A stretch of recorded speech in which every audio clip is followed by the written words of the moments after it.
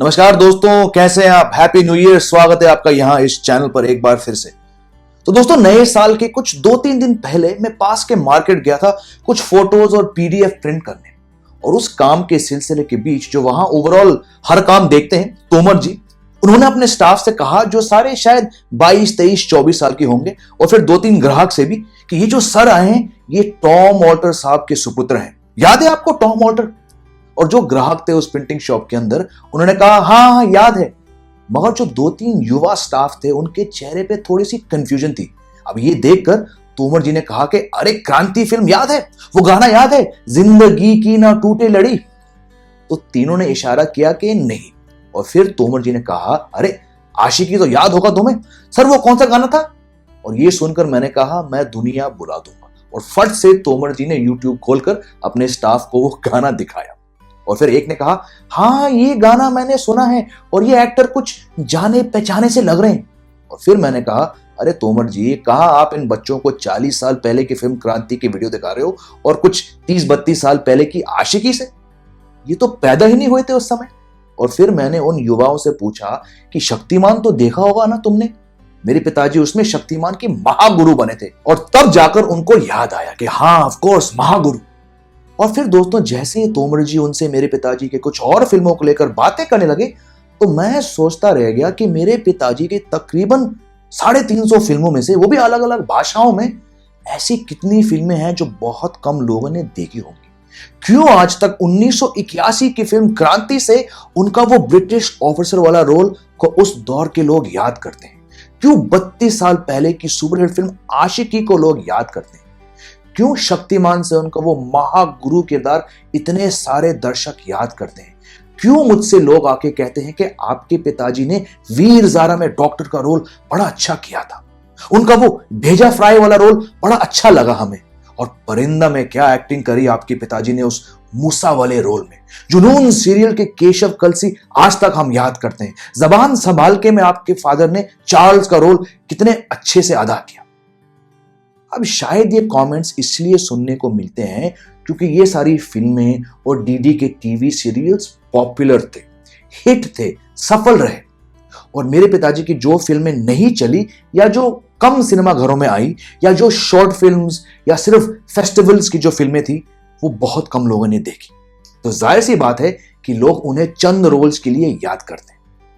मगर मैं आपको बताना चाहता हूं कि मेरे फादर ने अपने 42 साल के करियर में कई अलग तरह की फिल्म्स की, इतने अलग तरह के रोल्स अदा किए जिनके बारे में लोग जानते ही नहीं। इनमें से कई फिल्म्स देखने का सौभाग्य मिला मुझे, क्योंकि कई दफा मैं उनकी स्क्रीनिंग्स पे गया, ट्रायल शोज पे गया, या कभी कोई डायरेक्टर प्रोड्यूसर ने घर आकर हमें डीवीडी दिखाई, या कभी फेस्टिवल पे देख लिया मैंने कोई फिल्म। और हर बार दोस्तों, पिताजी की एक्टिंग देख के मुझे गर्व महसूस हुआ, मगर साथ में थोड़ा दुख भी, कि ये पिक्चरें ज्यादा लोगों तक नहीं पहुंच सकी, या फिर ये फिल्म ही अच्छी नहीं थी, जो भी है।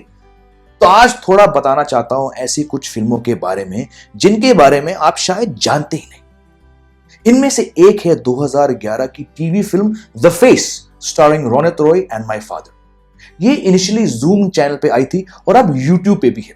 ये काफी हटके फिल्म है जिसमें बड़ी पावरफुल एक्टिंग करी पिताजी ने रोनित रॉय के सामने। बट अफसोस, बहुत कम लोगों ने ये फिल्म देखी। एक और खूबसूरत शॉर्ट फिल्म है द कॉर्नर टेबल, जो मैंने यहां दिल्ली में देखी थी एक फेस्टिवल पर, जहां फिल्म को और पिताजी को अवार्ड भी मिले। इस फिल्म के निर्देशक हैं मशहूर एक्टर मैक मोहन जी की बड़ी बेटी मंजरी मक्खीजानी, और पिताजी के ऑपोजिट उनकी छोटी बहन विन्नति है। I really like this sweet film the corner table. एक और बड़ी अच्छी फिल्म है 2017 की the black cat, directed by Bhargav Saikia, जो रस्किन बॉन्ड की एक शॉर्ट स्टोरी पर आधारित है। इसमें 3 मेन किरदार हैं, मेरे पिताजी, शहनाज पटेल और एक बिल्ली। कभी मौका मिले तो देखिए इस फिल्म को, यूट्यूब पर है ये। एक और फिल्म है आसरा, जो मैंने पिताजी के गुजरने के बाद गोवा के फिल्म फेस्टिवल में देखी। इसके निर्माता है रंजीत झा, जो एक समय पर नागेश कुकुनूर के असिस्टेंट थे, और पिताजी के साथ इस फिल्म में कुछ ऐसे चेहरे हैं जो आप ओटीटी प्लेटफॉर्म से जरूर जानते होंगे। अच्छी फिल्म है ये, मगर कहीं ऑनलाइन नहीं मिली मुझे। एक और फिल्म है जो MX प्लेयर पर अवेलेबल है, 2016 द एंड, जिसमें पिताजी का एक हटके रोल है। इस फिल्म के लीड कास्ट में दो जाने पहचाने चेहरे हैं, द कपिल शर्मा शो के कीकू शारदा और मिर्जापुर के मुन्ना यानी कि दिव्येंदु, जिनको पिताजी ने पुणे के फिल्म इंस्टीट्यूट में एक्टिंग सिखाई। पिताजी के 3 शॉर्ट फिल्म्स हैं जो आपको आसानी से डिज्नी प्लस हॉटस्टार पर मिल जाएंगी। 2012 की short film the colours of pride, 2018 की सैक्स बाय जूलियस और 2019 की किताब। इन फिल्मों के अलावा पिताजी के कुछ ऐसे प्रोजेक्ट्स थे जो मैंने देखी नहीं, मगर जिनके बारे में वो काफी एक्साइटेड हुआ करते थे, जैसे कि 2011 की रिलीज विथ लव दिल्ली जो एक क्राइम थ्रिलर है, 2014 की हॉरर फिल्म भानगढ़, 2015 की English film promise dad alongside Satish Kaushik, 2016 की रिलीज लाइफ फ्लोज ऑन, 2017 से लेकर ऑफ बीट फिल्म सिमी और क्राइम थ्रिलर फरजीन, और फिर दोस्तों 2018 की पिक्चरें रेड रम और हमारी पलटन। अब आप सोचिए कि तकरीबन 350 फिल्मों में से जिन पिक्चरों का मैंने अभी जिक्र किया, कितनों ने इनके बारे में सुना ही होगा? बहुत कम दोस्तों। और कुछ दिन पहले उस प्रिंटिंग शॉप के अंदर जब क्रांति और आशिकी और शक्तिमान और परिंदा जैसे फिल्मों को लेकर बातें हो रही थी, तो दोबारा मुझे एहसास हुआ कि इतनी लंबी एक्टिंग करियर में ना जाने कितनी पिक्चरें तो मेरे फादर के रिलीज ही नहीं हुए, या फिर रिलीज होकर भी 2-4 दिन में सिनेमा घरों से निकल गई।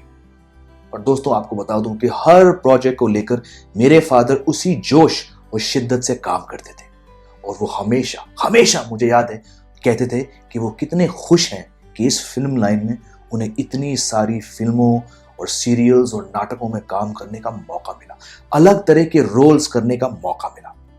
तो दोस्तों अगर आपको समय मिले तो do check out some of the films I mention in this video. बाकी मिलते हैं जल्दी। Happy new year again, take care, stay safe, जय हिंद।